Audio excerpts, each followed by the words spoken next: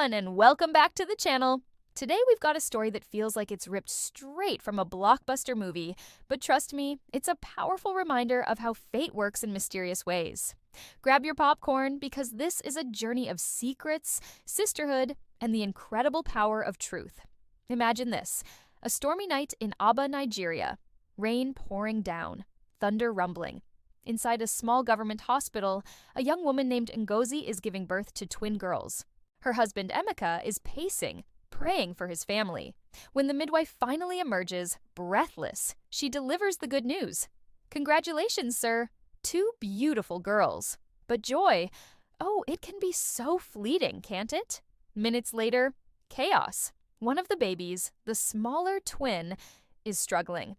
The hospital staff are scrambling, the power flickers, and in that moment of confusion, a nurse makes a decision that will ripple through decades. When Emeka comes in, he's handed just one baby.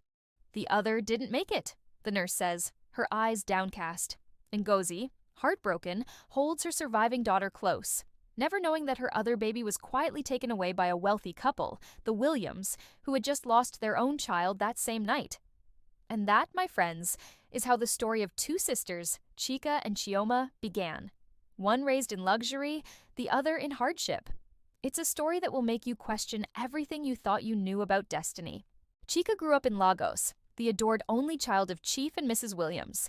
They showered her with love, opportunities, and every luxury imaginable. She attended the best schools, traveled the world, and eventually became a brilliant lawyer.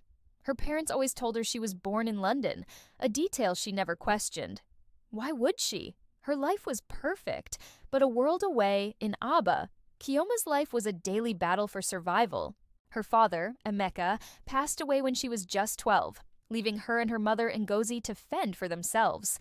Ngozi ran a tiny provision store, and Chioma helped out after school, fueled by ambition and a burning desire for more. She saw fancy cars drive by and whispered to herself, "One day, my story will change."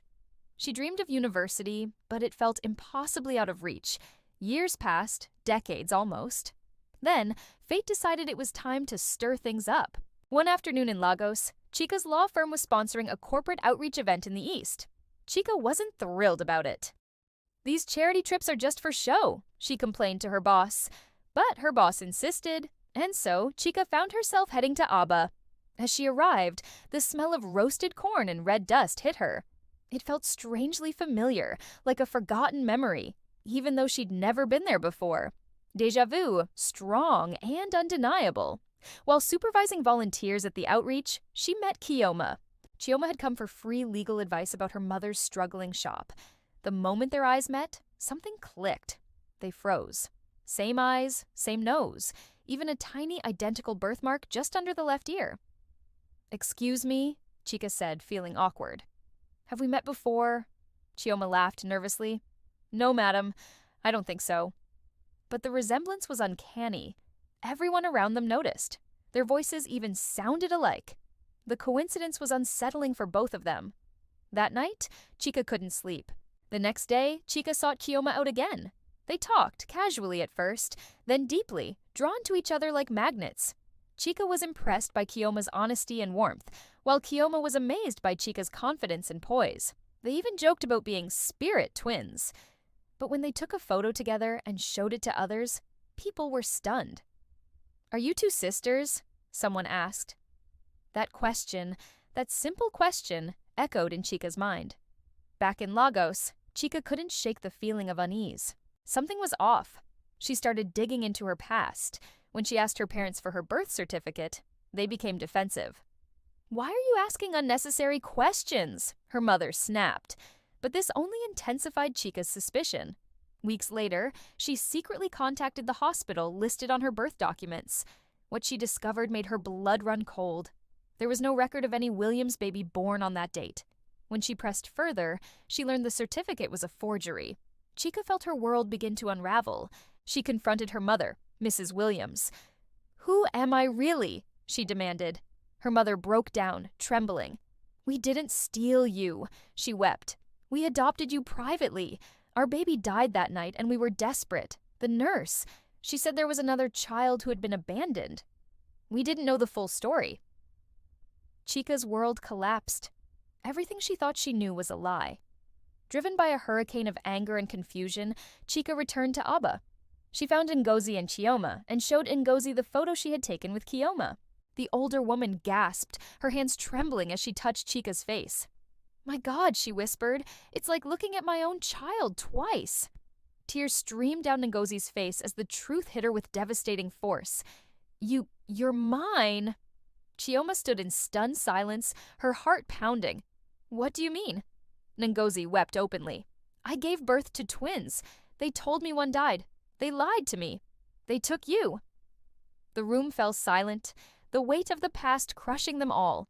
Chica dropped to her knees, overwhelmed. She wanted to feel joy, but all she felt was betrayal. She had been raised by loving parents, but their love was built on a monumental lie. Chioma, meanwhile, felt a different storm brewing inside her, a mix of jealousy and resentment. "So you lived the life that should have been mine," she said bitterly. Chica reached out, but Chioma pulled away. "You don't understand," Chioma continued, her voice raw. "While you were studying abroad, I was hawking gari on the street. While you slept in an air-conditioned room, I was sharing a mattress with my mother in a leaking roof.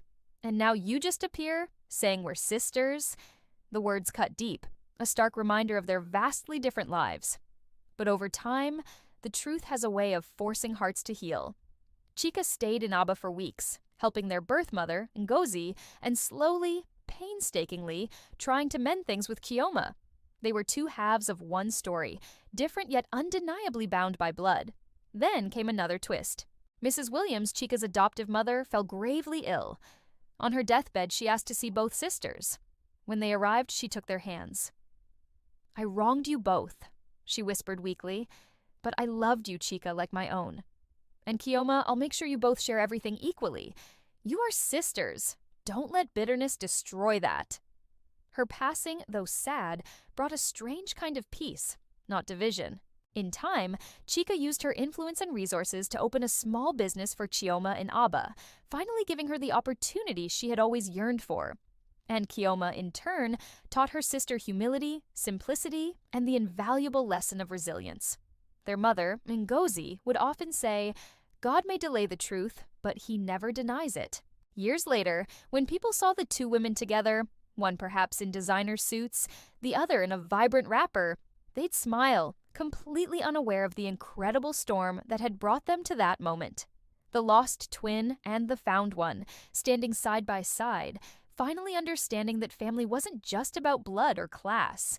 It was about forgiveness, understanding, and a love strong enough to survive the deepest secrets of the past. What an incredible journey, right? It reminds us that truth always finds a way, and that love and family can conquer even the most painful deceptions.